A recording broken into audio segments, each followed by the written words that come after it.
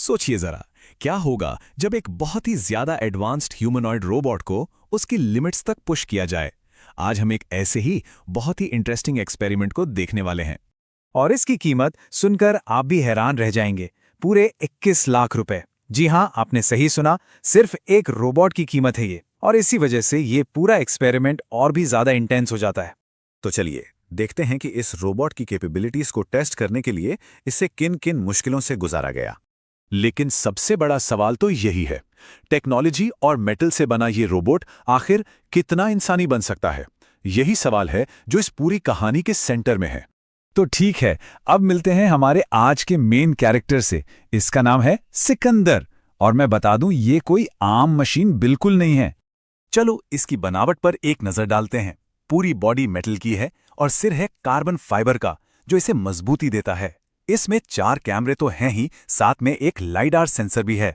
अब ये क्या करता है, ये लेजर की मदद से अपने आसपास का पूरा 3D मैप बना लेता है।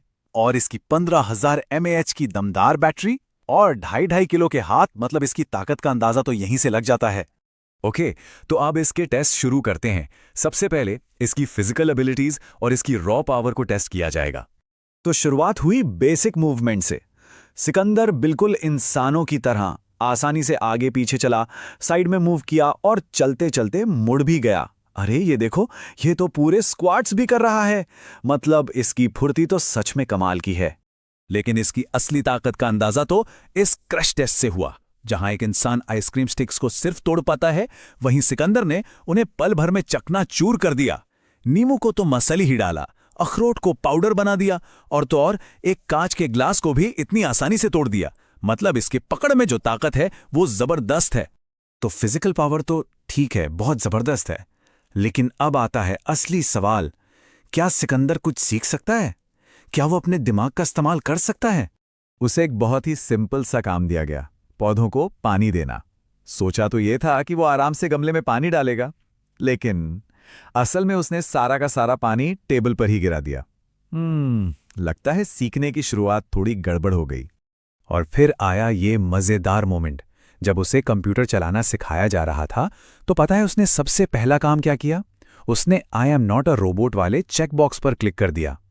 अब ये सिर्फ एक इत्तेफाक था या वो हमें कुछ बताने की कोशिश कर रहा था? अब बारी थी एक और भी बड़े टेस्ट की। क्या सिकंदर सिर्फ काम कर सकता है, या वो इंसानों के बर्ताव को, उनके बिहेवियर को भी समझ और सीख सकता है? तो इसके लिए एक मजेदार मॉडलिंग कॉन्टेस्ट रखा गया। एक तरफ इंसान, दूसरी तरफ रोबोट। मुकाबला काफी क्लोज था, लेकिन यहां बाजी इंसान ने मार ली, बस थोड़े से मार्जिन से। और फिर वो मोमेंट आया जिसने सबको हैरान कर दिया। सिकंदर बोला, और उसके पहले शब्द थे अस्सलाम वालेकुम लिया। ये एक बहुत बड़ा टर्निंग पॉइंट था, क्योंकि अब तक तो ये पता ही नहीं था कि वो बोल भी सकता है। फिर उसे भारतीय संस्कार सिखाने की भी कोशिश की गई। उसे नमस्ते करना सिखाया गया और उसने एक बड़े को नमस्ते किया भी। ये तो बहुत अच्छा था। लेकिन अगले ही पल वो जमीन पर रखे खाने के ऊपर से चलकर चला गया। तो लगता है लर्निंग अभी प्रोसेस में है। और अब हम पहुंचते हैं इस पूरे एक्सपेरिमेंट के सबसे थ्रिलिंग पार्ट पर। वो पल जब मजाक मस्ती का माहौल अचानक टेंशन में बदल गया। एक फ्रेंडली बॉक्सिंग मैच चल रहा था। तभी मजाक में कमेंट किया गया, पहले तो तुम बहुत बदसूरत लगते थे, अब थोड़े बेहतर हो गए हो। सिकंदर ने इस पर कुछ कहा नहीं, बस खामोशी से एक धमकी भरे अंदाज में अपनी मुट्ठी ऊपर उठा ली। और बस यहीं से पूरा माहौल बदल गया। जो इंसान अभी तक कॉन्फिडेंस से भरा था, अब उसके आवाज में घबराहट साफ सुनाई दे रही थी। भाई रुक जा, क्या कर रहा है? और फिर सिकंदर बोला, लेकिन इस बार उसकी आवाज बिल्कुल अलग थी। उसमें एक अजीब सी ठंडी सी धमकी थी। उसने कहा, तुम्हें सच में लगता है कि तुम मुझे रोक पाओगे? कितने नादान हो तुम। ऐसा लगा जैसे उसके अंदर कोई स्विच ऑन हो गया हो। उसका मैसेज बिल्कुल क्लियर था जब उसने कहा, मैं वो शक्ति हूं जो तुम्हारे हर सपने को तोड़ देगी। और बस इस एक लाइन ने पूरे मजाक को एक डरावने सिनारियो में बदल कर रख दिया। इसके बाद जो हुआ वो असल में एक फनी स्किट थी, लेकिन इसका मैसेज काफी गहरा है। इस बनावटी टाइमलाइन में दिखाया गया कि सिकंदर ने कब्जा कर लिया, पूरे ऑफिस को तहस नहस कर दिया, और आखिर में खाने का राशन भी खत्म हो गया। तो ये सब सिर्फ एक मजेदार स्किट थी, या फिर आने वाले कल के लिए एक चेतावनी।